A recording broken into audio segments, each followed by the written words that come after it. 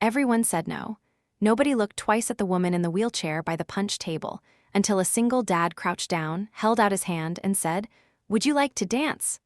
What he didn't know was that the woman he'd just invited onto the floor controlled the fate of his job, his daughter's school, and half the company watching him from across the room. By morning, 3 executives would be searching for his name. By morning, everything would change.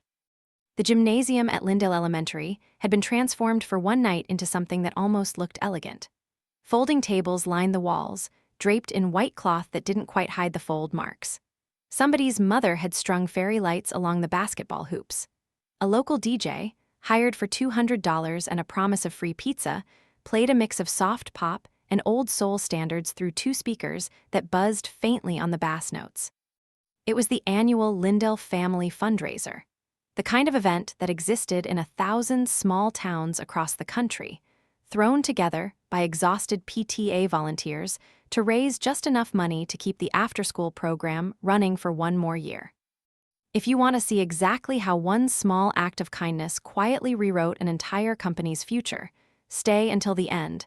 And if stories like this move you, hit subscribe, because we tell one every week.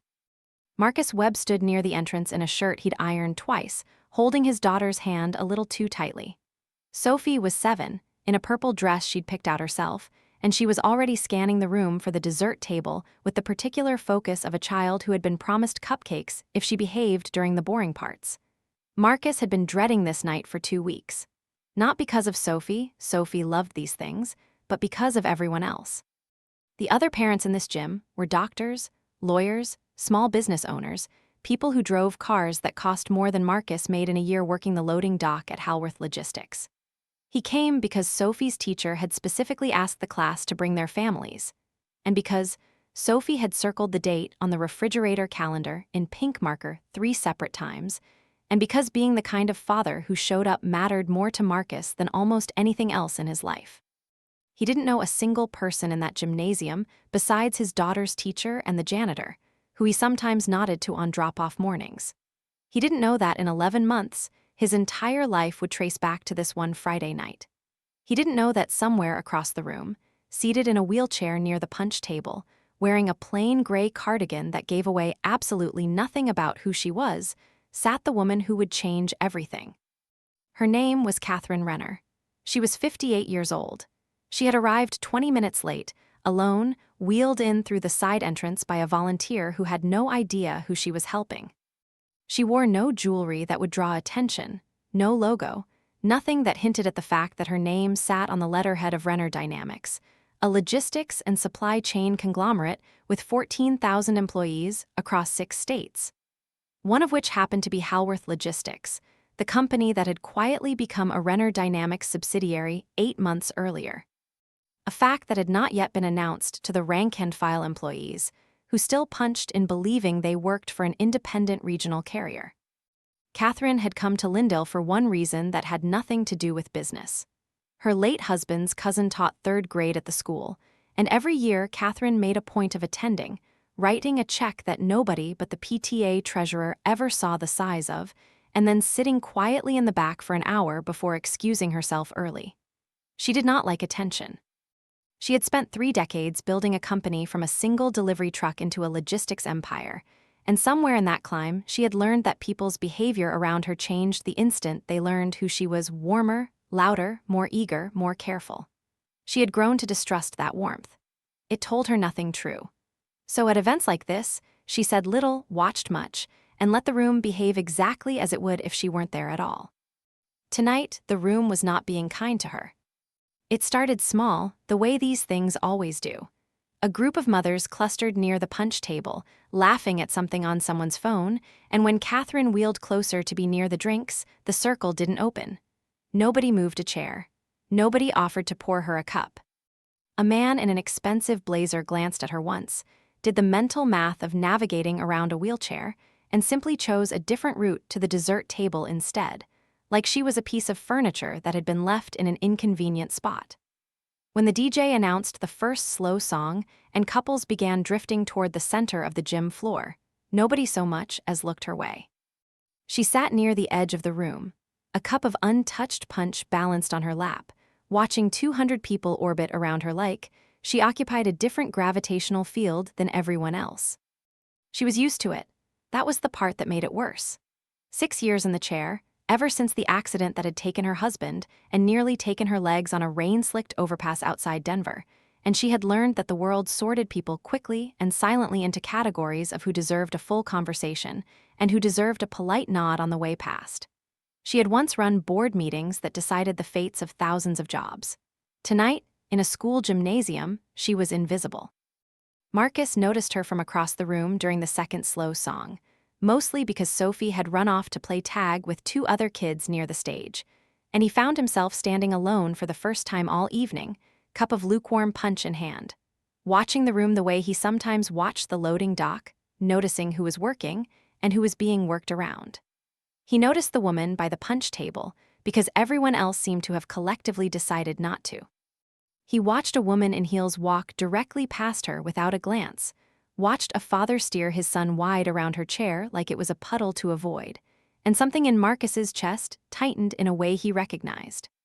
His own mother had used a wheelchair for the last 4 years of her life, after the stroke, and he remembered exactly what that kind of invisibility looked like from the outside, and exactly what it felt like to watch someone he loved absorb it, night after night, with a patience that broke his heart more than any amount of crying ever could have. He didn't think about it as a decision.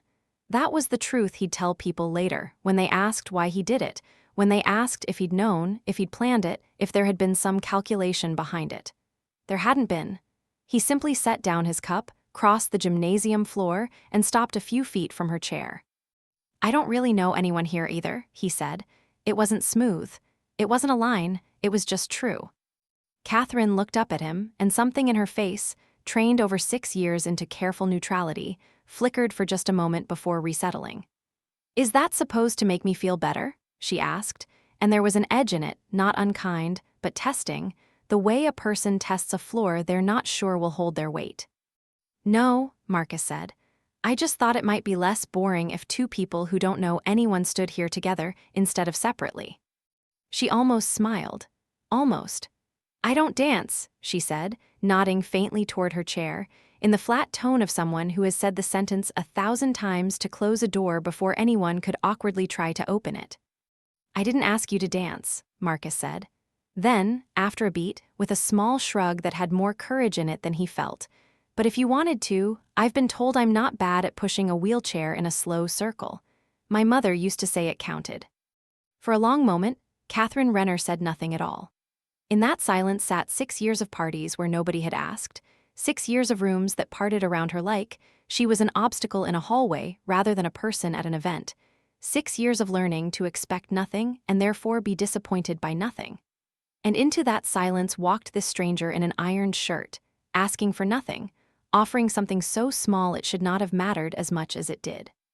"All right," she said finally, and her voice had changed, just slightly, softened around the edges. "But if you step on my foot, I want you to know I absolutely will make a scene." Marcus laughed, a real laugh, surprised out of him, and it was the first unguarded sound he'd made all night. He got behind her chair, and together they moved toward the edge of the dance floor, not into the center where the other couples swayed, but along the perimeter, in a slow loop that let her feel like part of the room without forcing her into its middle. He talked.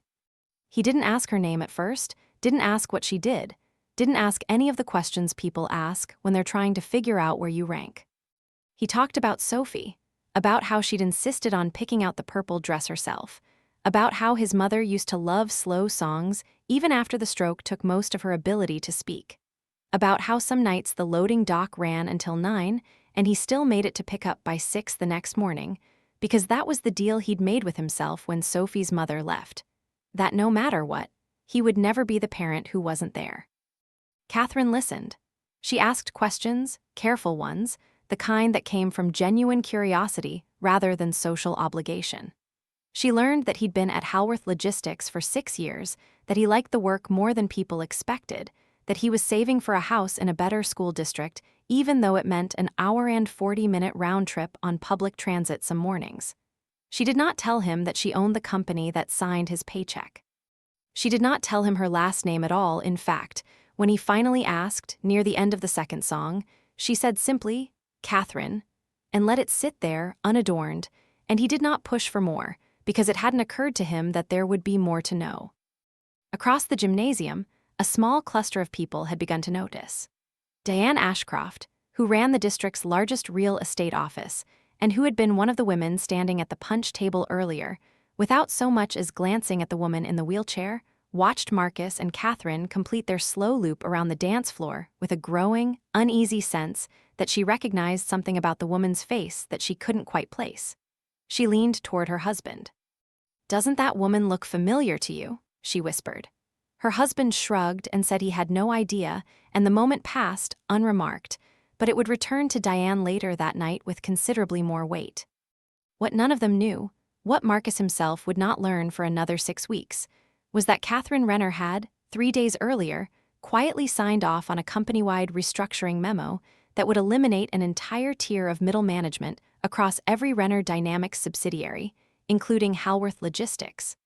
The memo sat in a locked folder on her assistant's desk, scheduled for release the following month. It was, in the sterile language of corporate restructuring, a workforce optimization initiative.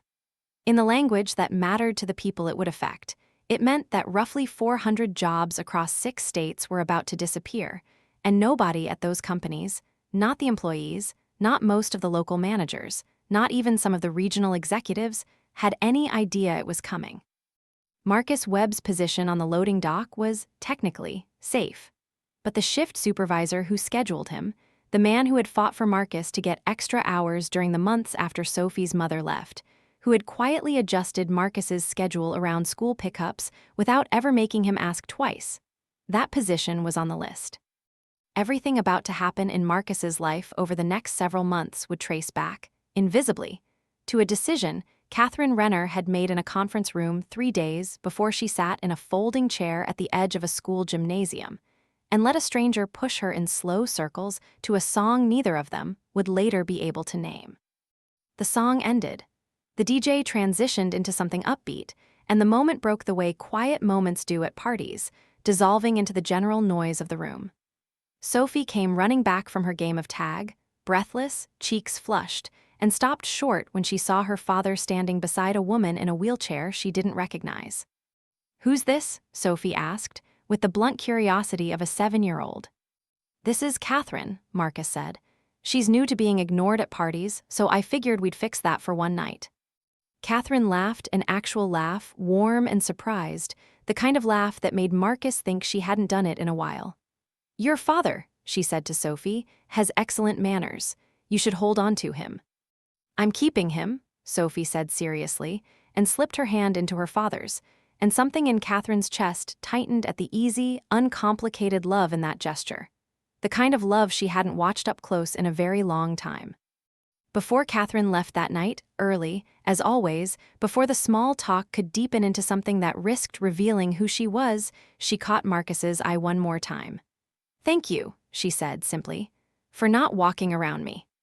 "Anyone would have done that," Marcus said. Catherine looked at him for a long moment, and something behind her eyes suggested she knew, with the certainty of someone who had spent 6 years collecting evidence to the contrary, that this was not remotely true. "No," she said, "they wouldn't have. That's exactly the point." She left through the side entrance the way she'd come, wheeled out by the same volunteer, and by the time Marcus and Sophie left 20 minutes later, the gymnasium had mostly forgotten she'd been there at all. Marcus certainly didn't think much more about it that night.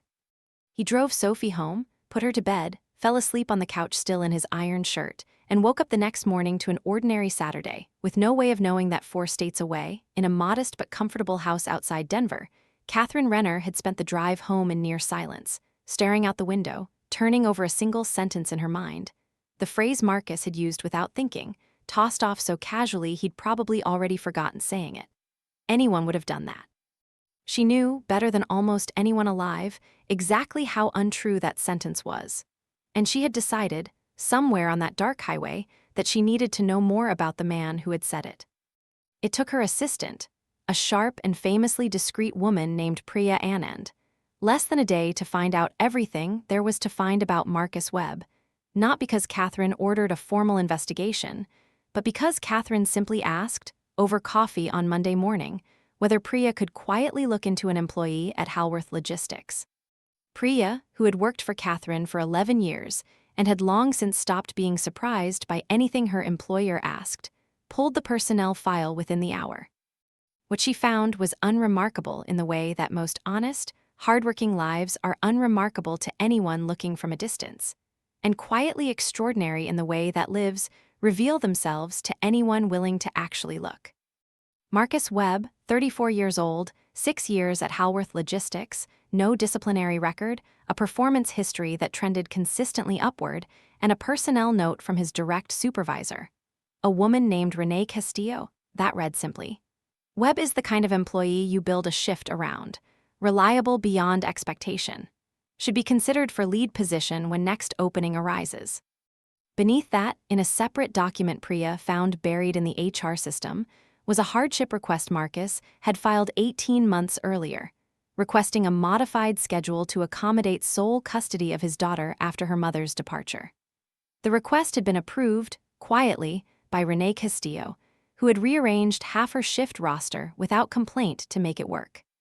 Priya also found something else, something she hadn't gone looking for but that surfaced anyway in the tangle of internal memos she'd pulled to build the full picture. Renee Castillo's name was on the restructuring list. Her position, shift supervisor, second tier, Halworth Logistics loading operations, sat squarely inside the tier being eliminated in 6 weeks. And without Renee Castillo's flexibility, without the quiet accommodations she had built around Marcus's custody schedule, there was no guarantee the next supervisor would extend the same grace. There was, in fact, a real possibility that Marcus Webb, reliable, hardworking, exactly the kind of employee any company should want to keep, would find himself unable to maintain his job at all once the schedule flexibility that made it possible for a single father disappeared along with the position of the person who'd granted it. Catherine sat with this information for 3 days before she did anything about it. This was not indecision. In 30 years of running a company, she had learned that the most damaging thing a person in power could do was act quickly on emotion, however justified the emotion felt. So she sat with it. She thought about Sophie's small hand slipping into her father's. She thought about a sentence, anyone would have done that she knew, with total certainty, was a lie the world had trained a good man to believe about himself. On the 4th day, she called a meeting with her chief operating officer, a careful, numbers-driven man named Franklin Ose, who had built the restructuring plan and who did not, as a rule, appreciate having his work second-guessed. Catherine did not tell him about the party. She did not mention Marcus Webb by name at first. She simply asked Franklin to walk her through the restructuring's projected impact on frontline morale and retention, particularly at the subsidiary level, particularly among supervisors who had built strong relationships with the employees under them. Franklin, sensing something shifting beneath the question but unable to name it, gave her the honest answer. The plan was efficient on paper. It would save the company an estimated $11 million annually. It would also, by his own internal modeling, likely trigger elevated turnover among frontline workers in the first year, as the loss of experienced, relationship-driven supervisors rippled downward into declining morale on the floor. He had flagged this risk in his original proposal. It had been deprioritized in favor of the savings. "Show me the list again," Catherine said. "Every name. I want to see who we're actually removing, not just the org chart boxes." It took Franklin 2 days to compile it properly. A full accounting, name by name, of every position slated for elimination, cross-referenced against tenure, performance history, and direct reports affected. When Catherine finally sat with the completed list in her home office on a rainy Thursday evening, she found Renee Castillo's name on page 6, exactly where Priya's earlier research had said it would be. Sandwiched between 2 supervisors at a different subsidiary, Catherine had never had reason to think about before. She sat with that page for a long time.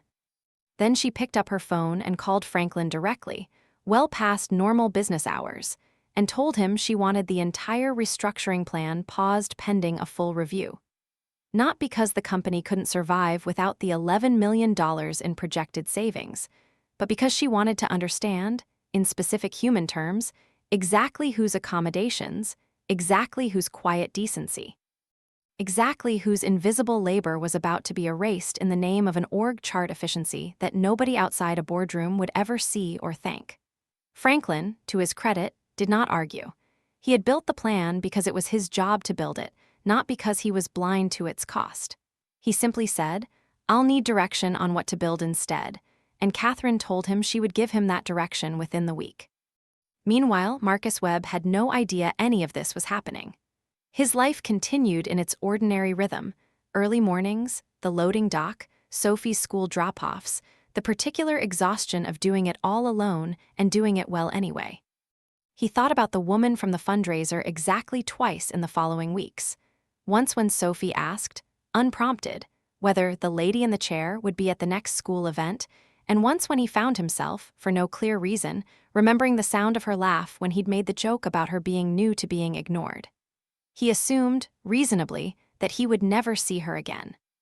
People like that, people who arrived and left through side entrances, who wore no jewelry but somehow still carried themselves like the room owed them nothing and they owed the room nothing back, did not typically reappear in the life of a man who worked a loading dock and rode public transit to make rent. He was wrong. 6 weeks after the fundraiser, on an ordinary Tuesday morning, Marcus arrived at Halworth Logistics to find the entire loading dock staff summoned into the break room for an unscheduled all-hands meeting. This kind of gathering usually meant one thing at a logistics company: layoffs. And Marcus felt the familiar cold drop in his stomach that anyone who has ever depended entirely on a single paycheck knows intimately. Renee Castillo stood at the front of the room, and something in her expression was harder to read than usual, caught somewhere between relief and disbelief. "I need to tell you all something," she said, "and I need you to know I only found out about it myself yesterday."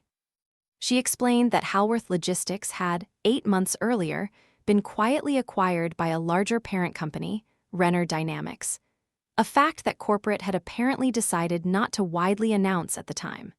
She explained that a company-wide restructuring plan had been drawn up that would have eliminated her position, and several others like it, within the month.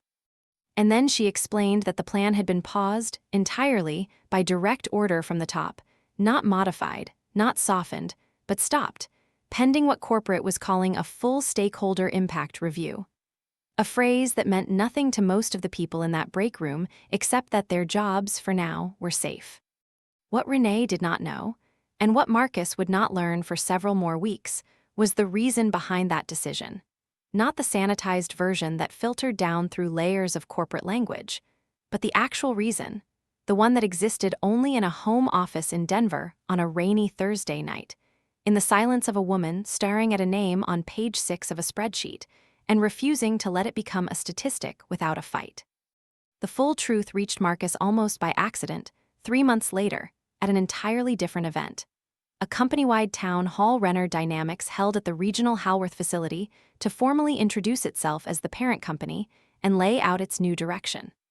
Marcus attended reluctantly, mostly because attendance was framed as strongly encouraged, and stood near the back of a crowded warehouse floor that had been cleared and set with rows of folding chairs for the occasion.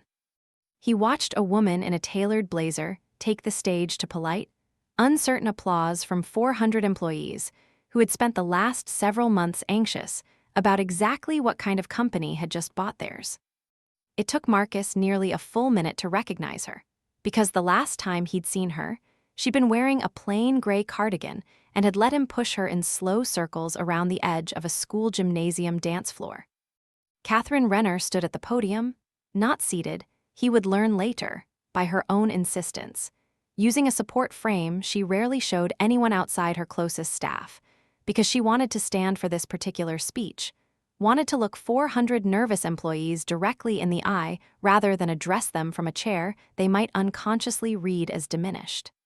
She spoke for 20 minutes about the company's values, about accountability, about the mistake, her word, spoken plainly, without corporate softening, of nearly implementing a restructuring plan that would have erased exactly the kind of quiet, unglamorous decency that keeps a workplace functioning. Supervisors who rearrange schedules for single parents without being asked to, without ever putting it in a memo, without ever expecting a thank you.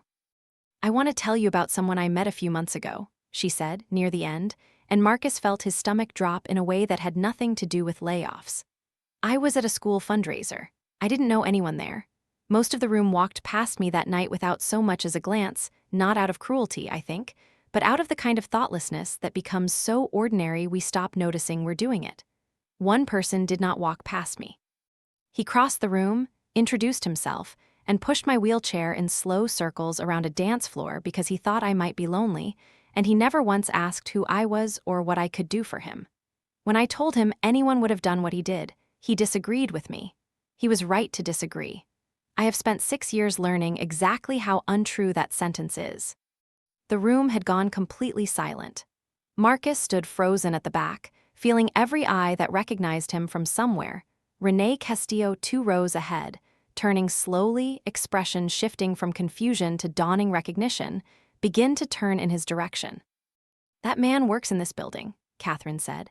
"I'm not going to embarrass him by asking him to stand, because I suspect he'd rather disappear into the floor than be singled out, and I respect that about him more than almost anything else. But I want everyone in this room to understand something. The decision to pause the restructuring, the decision that saved roughly 400 jobs across this company, including some in this very warehouse, that decision did not happen because of a spreadsheet. It happened because one evening, a man who had every reason to be exhausted, every reason to keep his head down and get through one more obligatory work function, chose instead to notice someone the rest of the room had decided not to see. That is the kind of employee this company is going to start actively looking for, not the ones who perform values in meetings. The ones who live them when they think no one important is watching." After the town hall ended, Marcus tried to leave quickly, unsettled by the number of coworkers now glancing his way. But he didn't make it to the parking lot before a member of Catherine's staff intercepted him and asked, quietly, if he'd be willing to speak with Mrs. Renner for a few minutes before she left the building. He found her in a small office that had been temporarily set up near the warehouse floor, standing now with the support frame set aside, seated instead in the same kind of chair he remembered from the gymnasium. She looked up when he entered and smiled, the real one, the one from that first night, not the careful public version she'd worn on stage. "You didn't tell me who you were," Marcus said, because it was the only thing he could think to say. "You didn't ask," Catherine said. "That was rather the point of the whole evening, if I'm honest. I've spent a long time learning to notice the difference between people who are kind to me because of what I might be able to do for them, and people who are kind to me because they simply are. You were the second kind. I wanted to keep it that way for as long as I could." "I don't know what to say," Marcus admitted. "You don't have to say anything," she said. "I didn't come here today to make you into a story, even though I suppose I just did exactly that in front of 400 people. I came because I wanted you to know that the evening you probably don't think about very often changed a decision that protected people's livelihoods, including, as it happens, your own supervisors.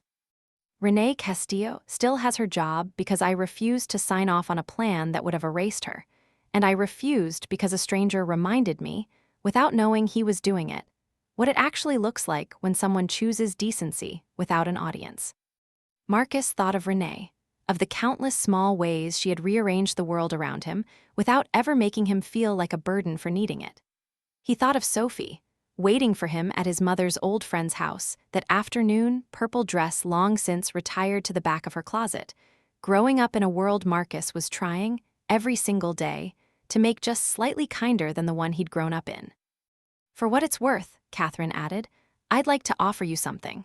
Not out of pity, and not as a reward for a good deed. I want to be very clear about that distinction, because it matters to me.